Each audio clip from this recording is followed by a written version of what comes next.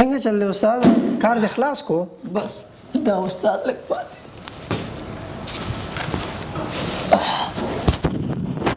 خلاص شو اخره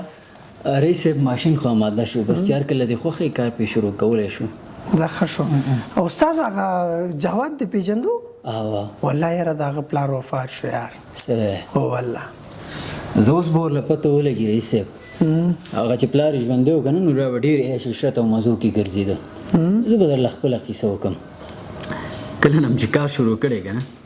نو شوق مو خپله ختم شو کله چې پلار ژوندی و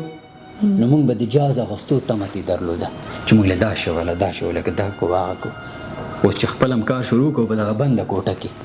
په دې وړې کوټه کې کالو سره مزدوري کوو په دې خیرونو جامو کې وده کېږو په دې خیرونو جامو کې کار کوو تر څو یو کپل رزق حلال وګټو او خپل کورنۍ ته ولیږو تر څو هغوی خوشحاله ژوند وکړي او ما له اوس پته ولګېده چې موږ له به پلار ویلې که نه وایي تا ته به هغه وخت اندازه وشي چې کله ته پیسې ګټل شروع کړي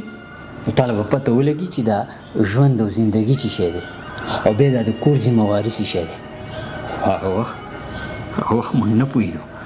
لکه د خانانو به هم ژوند کوو که زما پلار ژوندی و که نه رئیس صاحب نو داسې جامو کې به یې زه هېڅکله هم نه ولیدلی او نه به یې راباندې په دې جامو کې کار کړی